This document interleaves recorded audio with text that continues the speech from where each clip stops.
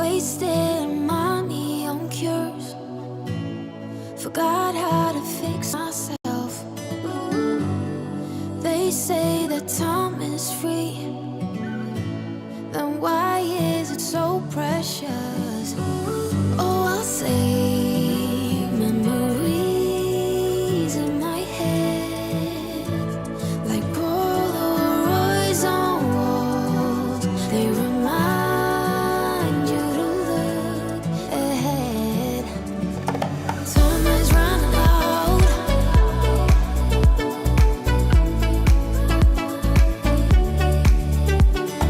Time is running out.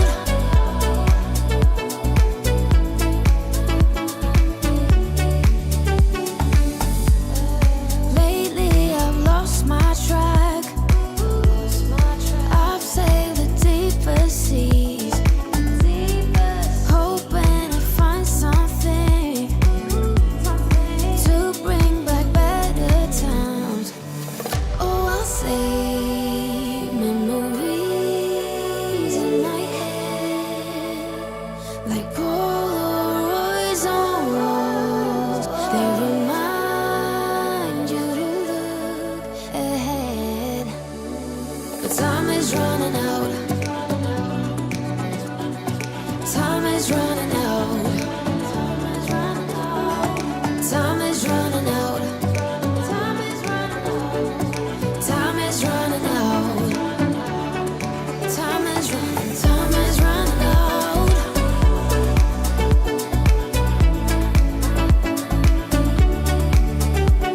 But time is running out.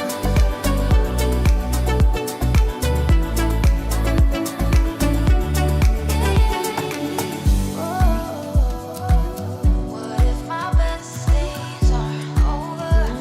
They can't be over.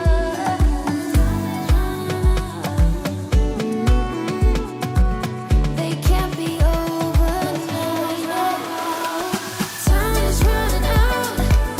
What if my best days are over? They can't be over now. Time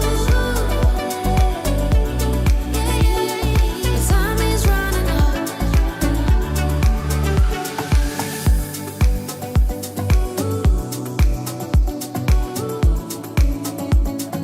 Time is running out.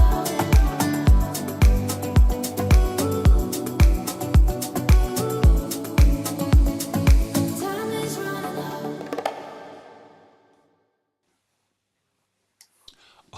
Good evening, everybody. It's John here from Tutor to You, welcoming you along to another of our A-level law live streams. And tonight we're concentrating on the topic of mens rea. We'll come to that in a few moments. So very, very warm welcome to you if you are joining us live. A particularly warm welcome to everybody who was with us last week. We saw so many of you last week. It's lovely to see any returners. Just having a quick look at our count there. If you are joining us live, we're going to have 30 minutes or so of fast-paced activities, and we would love to see your answers in the chat window, please. So when we get to that stage, please do use the chat window. If you're watching this on replay, a very good and warm welcome to you as well. So this is a live stream. If you've not seen one of these Tutor to You live streams before, like I say, we've got 30 minutes or so of fairly fast-paced revision activities. The PowerPoint we're using tonight will be available for you to download as soon as the live stream is finished, and this is all being recorded, so you can always have another look through and have a look at some of those questions. Now, I'm in charge of the decks, as it were, tonight. I am not the law expert. Just as well, I've got two extremely expert people with me. I've got Nathan on the left-hand side of the screen, and I've got Liz in the middle. Good evening to you both. Hi there. Hi, John. And now, Liz, do you want to give us a really quick intro to what we're covering tonight? Yeah, so tonight we're having a little look at mens rea. This is not a example specific session, but rather we've got 6 different activities planned to look at all different aspects of the topic of mens rea. Brilliant. That's exactly what I was after. Right. So we're going to get into the questions now. Just a quick reminder to you, we would love to see your answers in the chat window if you think you know them, or if you don't know, if you're not sure, we would still love to see your answers. Right, straight into the activities. Here we go. Okay, so I'm going to take you through the first three activities and then we're going to move on to Nathan. So the first activity is called confusing pairs. So we've got on the left hand side of your screens two key terms which relate to mens rea, and on the right hand side two definitions of those key terms. So nice and straightforward, you just need to simply pop in the chat. I put correct or incorrect, or true or false. True, they do match. False, they don't. So have a little look. Do you think the definition of indirect intention is the decision to bring about the criminal consequence? And then also, is foresight of the criminal consequence as a virtual certainty, is that a definition of direct intention? So do you think those pairs are correct in terms of the term and their definition, or incorrect? And we can reveal that these are in fact incorrect. So mens rea is a really, really important topic. It's your bread and butter. It underpins your criminal law, and for the majority of offences, you are going to be going through mens rea. It's really, really important whenever you talk about the mens rea of a particular criminal offence, you've got to identify what mens rea the defendant's got. You should start with the definition. So if you are looking at somebody's liability for murder, for example, you would say what the mens rea of murder is, and then you would say it appears that the defendant has direct intention or indirect intention, and then you must start with that definition. So these, you absolutely need to know these definitions. Okay, we'll move on to the next one. So recklessness and negligence. So do you think that recklessness is the definition of foresight of the criminal consequence as a risk, or are these pairs incorrect, and they need switching around? Again, just pop in the chat correct or indirect. Indirect. There's a little mens rea error there. Correct or incorrect, and we can reveal that they are correct. So foresight of the criminal consequence as a risk is when somebody is reckless. Really important to know the difference between recklessness and indirect intention. There's a really fine line between the two. So indirect intention is when the defendant foresees a criminal consequence as a virtual certainty. Now that's a really high threshold, and you would actually only ever go through indirect intention for specific intent offences. You only ever need intention for murder or Section 18. You would use recklessness when you can commit an offence recklessly, if that's the appropriate mens rea. Okay, negligence is also, I'll go on to the next one, pop back, sorry, negligence, it falls within the umbrella of mens rea, but it isn't actually a form of it. So it's a marker of fault, which is sometimes used instead of mens rea, but I'll stop talking about that because otherwise I'm going to reveal an answer to a later activity. So the next confusing pairs, subjective and objective, very important terms within the context of mens rea. So do you think these are correct? Is subjective from the viewpoint of the defendant, and is objective from the viewpoint of the reasonable man?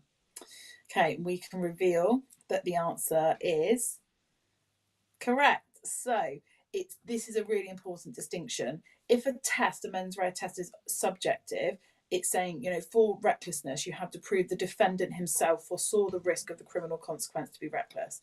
It's not would the reasonable man have foreseen it, because that is objective. Indirect intention and recklessness are both subjective tests. It's quite a difficult one to remember. I always say to my students, S subjective, it's the defendant himself. So think about subjective self. Okay, we will move on to our next confusing pair. So coincidence of actus reus and mens rea and transferred malice, they're not types of mens rea, but they're principles of liability which relate to the mens rea of an offence. So are these correct or are these incorrect? Is coincidence of actus reus and mens rea, does that require that they are both present at the same time? Or does that relate to the mens rea transferring from an intended to an unintended victim? And we can reveal that the answer is correct. So these pairs are not confused. That is the basic principle that relates to these kind of key mens rea principles. However, we know, it does get a lot more complicated than that. But those are, the fundamental principle definitions of those principles. So we'll move on to our last confusing pair. So this is always a tricky area. So you've got coincidence of actus reus and mens rea. made trickier because it's also known as a contemporaneity principle. So it's one principle with two names, but that means that generally you have to have the mens rea whilst you're committing the actus reus. Both of them have to coincide. Now, the law has developed two further principles where, even though technically the actus reus and the mens rea don't coincide, the law recognises that there is a sufficient link between the two to say that liability should be established. Now, one of these is called the continuing act principle, one's called the single transaction principle. And do you think that these are the correct definition of those? So again, pop correct in the chat if you think these pairs, these phrases are next to the correct definition. And we can reveal the correct answer, which is that they are incorrect. So the single transaction view says that even if you look at a chain of events and you say, actually, the actus reus and the mens rea don't technically occur at the same time, sometimes the courts will say, actually, this chain of events where the criminal offence was committed, in this, the harm was caused, this chain of events can be regarded as one single transaction, and as long as the actus reus and mens rea are both present within that single transaction, that's sufficient. Exactly the same kind of idea. You've got a situation now, the continuing act principle only works when the actus reus occurs first and the mens rea arises later. So in that situation, you can apply the continuing act principle and say that, and this was an example in the case of Fagan, when the defendant parked on the police officer's foot, he committed the actus reus. He didn't realise he was parked on the foot. And, his defence team said, well, he didn't have mens rea until he realised, and they asked him to get off. And actually, the actus reus had finished at that point. What this principle says is that actually his actus reus continued throughout the whole time that he was on the police officer's foot. And therefore, when he formed the mens rea, the actus reus was still ongoing. So you could be required to rely upon one of these principles to establish liability within the mens rea of an offence. So it's really important to understand these. Often, also, these kind of issues, transferred malice, coincidence of actus reus, mens rea, are those kind of distinguishing factors on a mark scheme. Like, you'll need these principles to have recognised there's an issue and applied them correctly to get into the higher mark bands. So don't underestimate the importance of mens rea. Okay, so we're going to move on to our next activity. So this is called altered vowels. So we're going to show you a key phrase which is associated with mens rea that has had the vowels altered, and pop in the chat what phrase you think it is. Okay, so hopefully everybody should be able to identify this one, give this one a go. So we can reveal that the answer for this is recklessness. So for mens rea, you've generally got direct intention, indirect intention, recklessness. And as I said before, absolutely fundamental that you know the definitions for these different types of mens rea. So our next phrase is, subjoctavo. Let's see if you can work out what that one is. We've got the vowels changed. Again, pop in the chat if you think you know. And we can reveal that the answer is subjective. And, those really higher level answers in an exam will say, here we've got to prove indirect intention. This is a subjective test. This means that we've got to prove the defendant himself foresaw the outcome as a virtually certain consequence, not the reasonable man. It's that level of detail which is going to make your examiner think that's a higher level answer. Okay, so we'll pop on to the next one. So if you have a little look at the vowels, I think if those vowels were swapped for some alternate vowels, what phrase would that identify? Okay, we can reveal that the answer is virtual certainty. So virtual certainty is really important. That's our threshold. So you have to prove for indirect intention that the outcome was a virtual certainty of the defendant's actions and that the defendant realised this. Sometimes this is explained as a two-part test. If you explain it and just say that, it must be a virtually certain consequence and the defendant must realise this, that's absolutely fine. And in an exam situation, what you need to do then to get those good application scores is highlight factors from a scenario that demonstrate that it's likely that defendant would have foreseen it as a virtual certainty, such as, the level of knowledge that they had about the situation, their motive, all that kind of stuff. Okay, so we'll go on to our next altered vowels. So this relates to a topic that sits ironically within the topic of mens rea, but that we have not spoken about yet. So again, feel free to pop what you think in the chat. We've got some really good answers coming in. So the answer for this is strict liability. So it's ironic this sits within mens rea because strict liability offences are those that don't require an element of mens rea. Really important when you're talking about strict liability. Don't say they don't need the mens rea to be proved. It's not that there's mens rea within the offence and it doesn't have to be proved. It's that there is no requirement of mens rea. There are offences which are entirely constructed from actus reus. So yes, really important to explain that in the correct way. Okay, we'll move on to the next one. The final altered vowels. Yes, so again, pop into the chat what you think this key phrase is. We have spoken about it already, so you've got a bit of a head start.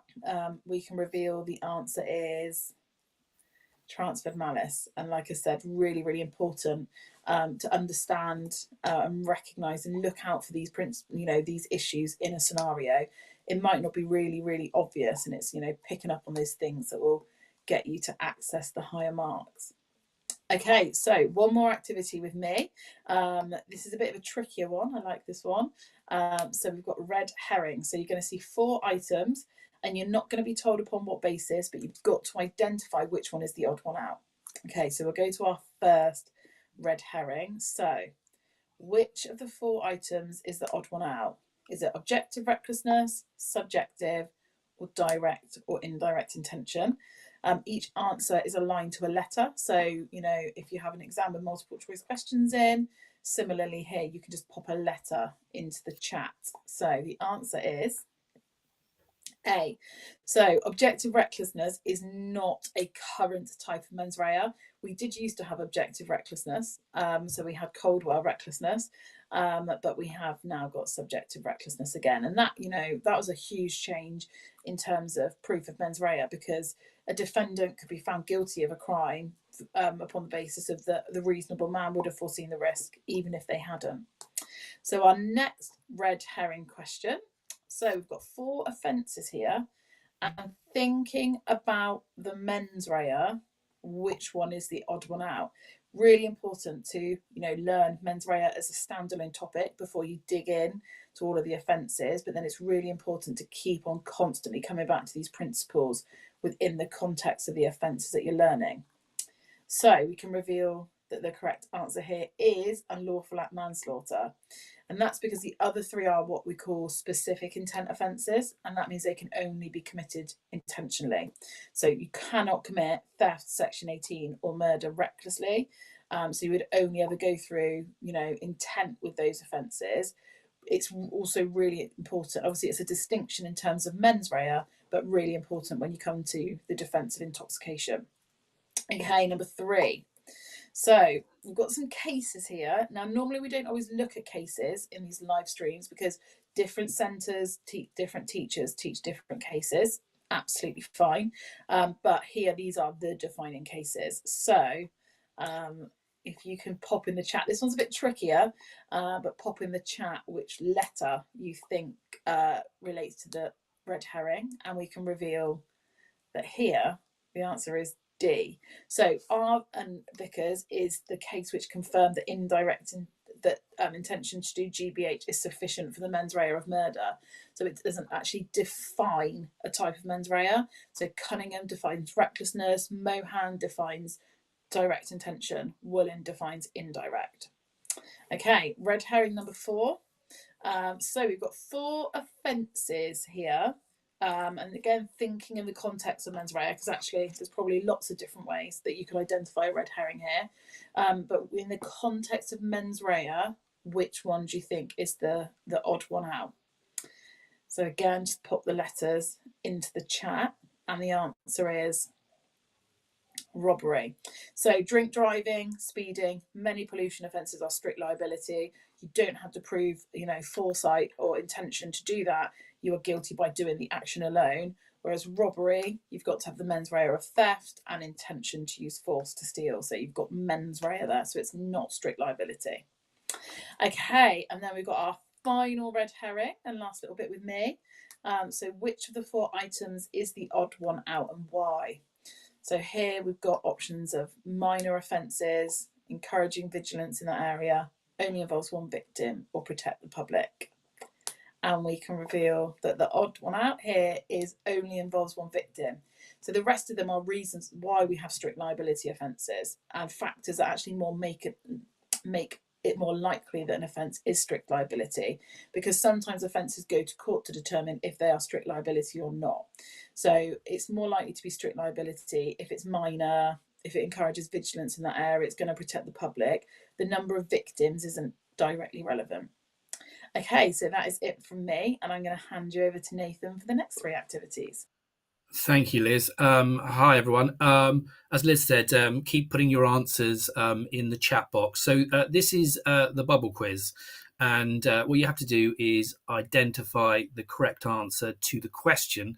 But there may be more than one correct answer. It can go from 0 all the way up to 4 bubbles. So perhaps we can have our first question.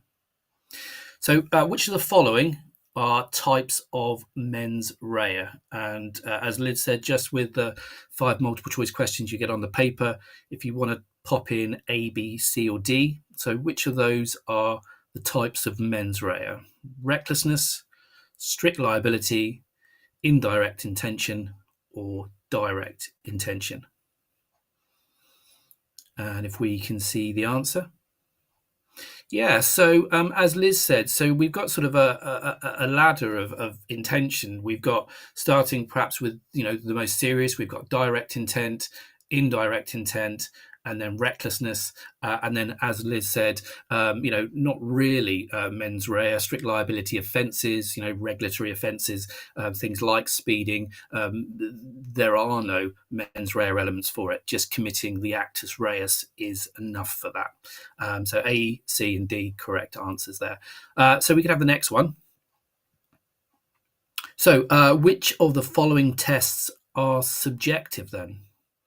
I remember Liz spoke about the difference between objective and subjective. So is it negligence, recklessness, indirect intent, or direct intent? Couple of answers going in. Perhaps we can see the answer. Yeah, so recklessness, indirect intent, direct intent. Those are all types of subjectiveness. Negligence, not so much. Perhaps we can have the next one, please. So here we go.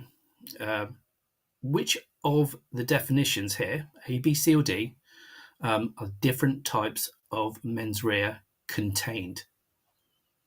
So is it statutory instruments, European law, statute, or common law? Now, it could be one, could possibly be all of them. What do you think? Pop in the chat box.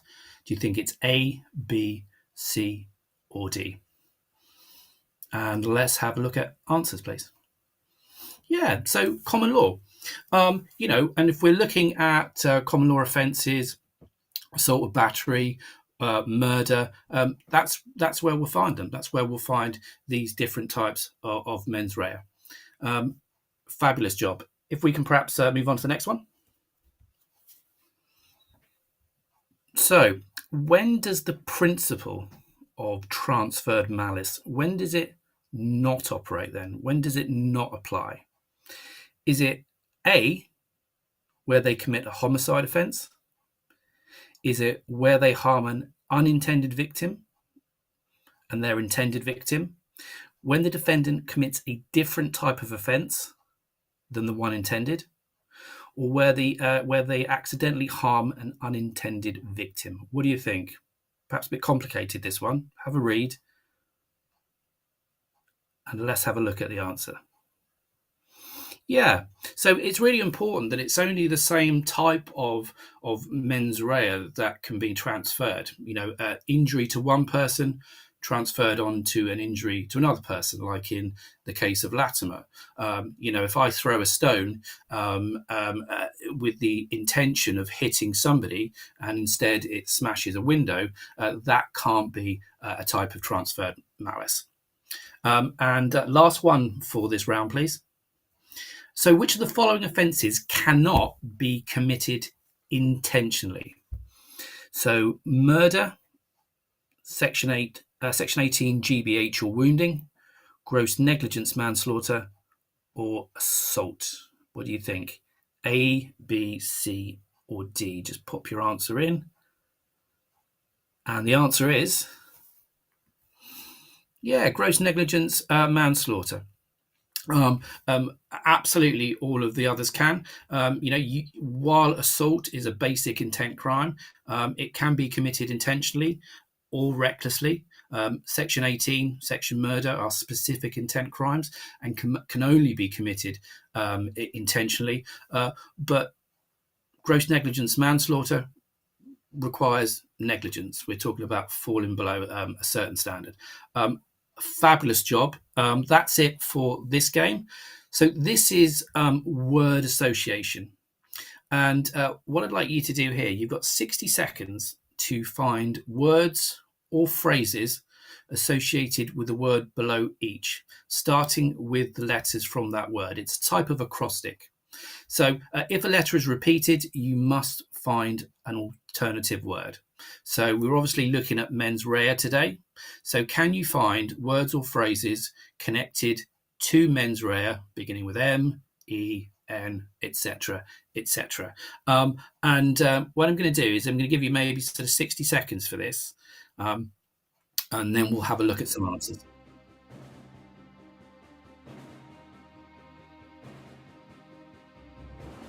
So we've done quite a lot today in the 22 minutes we've had between Liz and myself. Lots of phrases, lots of terminology, maybe some cases, all connected with the idea of mens rea.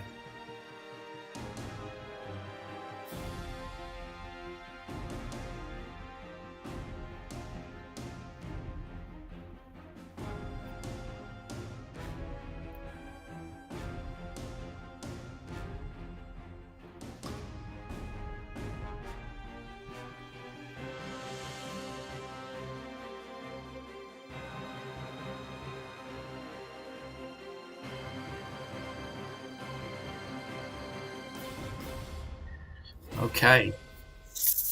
Right. Let's have a look then. What did you get and what did we get? So look, motive, and motive is a word that's often used in courts. We perhaps talk about intention. It doesn't matter necessarily why someone committed the crime; it's their intention that's important. Robin Hood, motive, stole from the rich to give to the poor. Very good, but committed theft. He dishonestly appropriated property belonging to somebody else with the intention to permanently deprive them of it. We've got evidence. Really important in trying to establish the necessary level of mens rea, whether it's direct intent under Mohan or indirect intent under Woollin, whether it's recklessness under Cunningham. Negligence. Negligence. We spoke about it in terms of gross negligence manslaughter. Subjective. It's not what the reasonable man. Effectively, it's not what the jury consider happened. It's what the defendant, what themselves believed. Then we went for recklessness, and I can see a few people got the same thing for recklessness. Recklessness. Knowing that there is a risk and taking that risk anyway, as in Cunningham. Encourages vigilance. That phrase that was spoken about in terms of one of the factors that is really important in strict liability offences. And then we got awareness of risk again in terms of strict liability offences. Some of you got some slightly different ones. Well done. Fabulous job. Should we move on to the last one? So we'll start the clock in a minute. So can you for yourselves, list the mens rea even requirements of as many criminal offences as you can think of, starting now.